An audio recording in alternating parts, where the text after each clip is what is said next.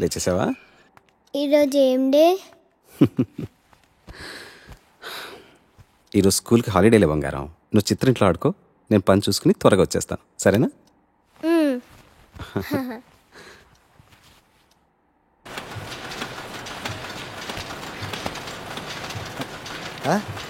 ఏంటి అయిపోయిందా? ఇంత త్వరగా ఎలాగయ్యా?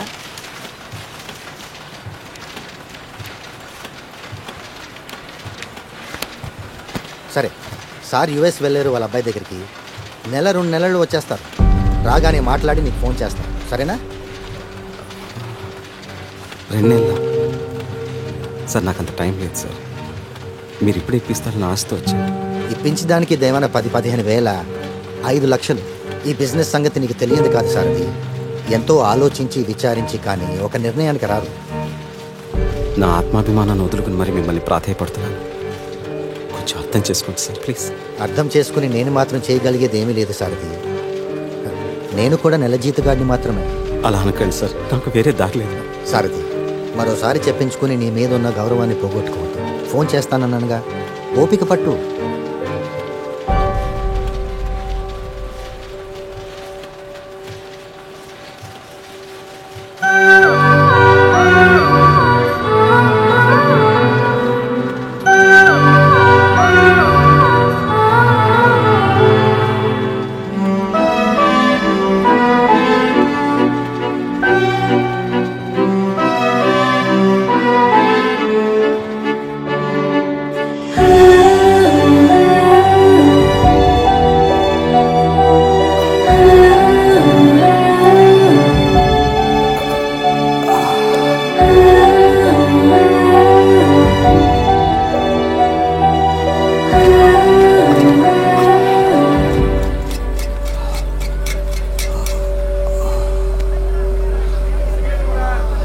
టీ కావాలా సార్? కొంచెం మంచినీళ్ళు కూడా తెచ్చిపెట్టు. సరే సార్.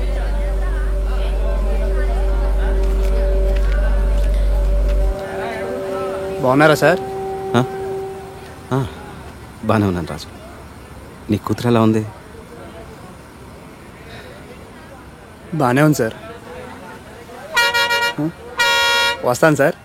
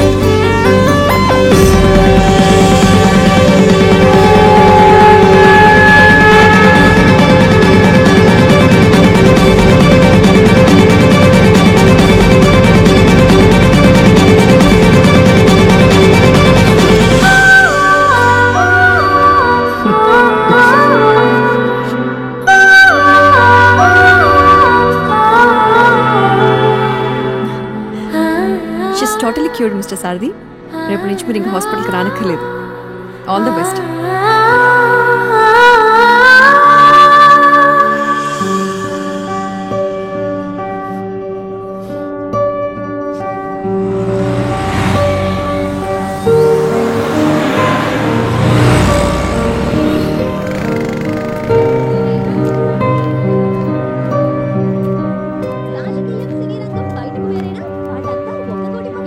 రాజకీయ కథలను సినిమాలకు, సినిమా గ్లామర్ ను రాజకీయాలకు వాడుకొని హిట్ కొట్టిన వాళ్ళు చరిత్రలో కొల్లలు. తాజాగా వీరిద్దరి అవినాభావ సంబంధాన్ని జీలకర్ర బెల్లంతో దృఢపరుస్తూ రాజధానిలో మరొక శుభకార్యం జరగనుంది. మాకజ్గిరి ఎంపీ నాగెళ్ల మధుసూదన్ రెడ్డి కుమార్తె రేణుకకు ప్రముఖ సినీ నిర్మాత మేకపాటి రమేష్ బాబు తనయుడు మేకపాటి రవికి ఈ రోజే పెళ్లి జరగనుంది. హైదరాబాద్ లోని హైటెక్స్ లో ప్రత్యేకంగా వేయించిన భారీ కళ్యాణ వేదికకు CM, governor Narasimhan, speaker Naveen చంద్రతో పాటు ప్రముఖ చలనచిత్ర నాయకులు, నిర్మాతలు, దర్శకులు హాజరు కానున్నారు.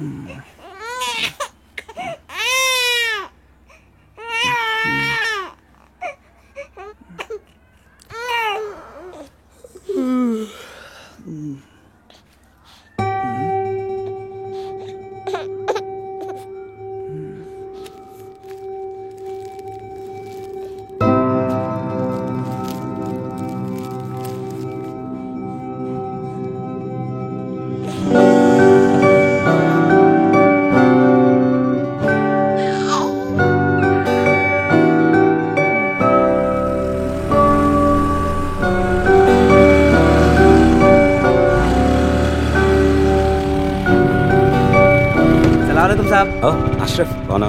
మంచిగా సబ్ సబ్ ఖైరేత్ సార్. మీ దర్వాజా కానీ సామాన్ పెట్టేసాను. సరే సరే, ఒకటి వచ్చు. చుట్టూ రాలేదా? చుట్టూ సార్ బీమారే సార్. ఉంటా సార్. హలో సారథి గారు, బాగున్నారా? సరిత గారు బాగున్నానండి, మీరు బాగున్నారా? బాగున్నాం. Hello sir. Hi, how are you? Hi sir. పాప ఎలా ఉంది? బాగుందండి. ఎక్కడ బయటకు వెళ్తున్నట్టున్నారు? సినిమాకి వెళ్తున్నాం. Okay okay. Okay, Have a bye. nice evening. Bye.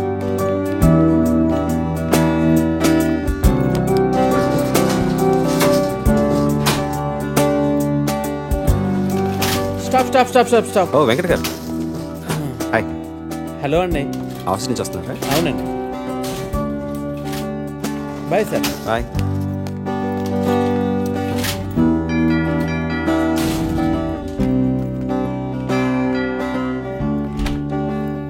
Hi. Hi. Hello Sarathi గారు. హలో అండి. కావ్య ఏదండి? స్కూల్కి వెళ్ళిందండి. స్కూల్ నుంచి రాగానే ఇంటికి పంపించండి. అలాగే. లేట్ అయింది. ఆఫీస్లో మీటింగ్లు.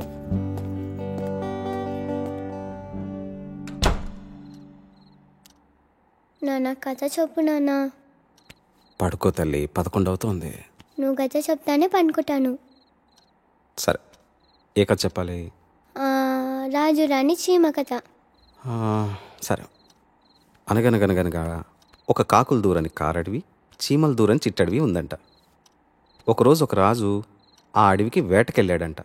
నాన్న, అడవిలోకి చీమలు కాకులు దూరలేంది, రాజెలా దూరాడు? సరే, నాకు కుందేలు కథ చెప్పు. మరి చీమ కదా? వద్దు, నాకు కుందేలు కథనే చెప్పు. మరి నువ్వు మధ్యలో ఆపకూడదు, ముందే చెప్తున్నాను. సరే. ఒక అడవిలో ఓ కుందేలుందంట. ఇది కూడా చీమల నుండి అడవేనా నాన్న? కాదురా, ఇది వేరే అడవి. ఇందులో కుందేళ్ళు మాత్రమే ఉంటాయి. ఈ కథలో కూడా రాజు వేటకొస్తాడన్నా? అది వేరే కథ, ఇది వేరే కథ. ఈ అడవి కూడా చీమలు కాకులు దూరలేనంత చిన్నదా? నీకు కథ చెప్పాలా వద్దా? సరే సరే చెప్పు. ఒక అడవిలో ఒక చిన్న కుందేలుందంట. అదొక రోజు చందమామను చూసిందంట. కలని ఇలని కలిగిన వారధులు కలిమి లేమి కరిగిన సుధలు.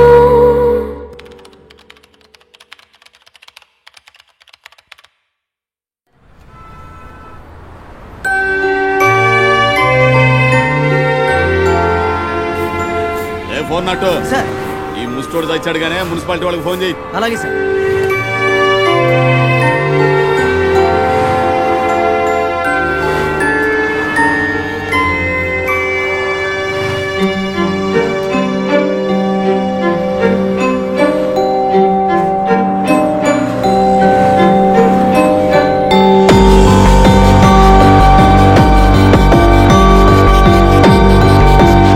సారథి తన జీవితంలో చూసిన కథలనే రాస్తే ఆ పైవాడు అతని జీవితాన్ని రాశాడు. చందమామ కథలు సాటి వారి ఎదలు దాచు నీడలు. కావ్యకేం కాదులే కానీ కథ మొదలుపెట్టు. ఏం రాద్దాం? జీవితం జీవితం జీవితం ఎంత అందంగా ఉంటుందో అంతే భయంకరంగా ఉంటుంది. ఎంత ఆనందంగా ఉంటుందో డాక్టర్ దగ్గర నుంచి వచ్చేసరికి లేట్ అవుతుందేమో. కావ్యకి తినడానికి ఏదైనా తీసుకెళ్ళాలి. యాపిల్ యాపిల్ తీసుకెళ్తాం.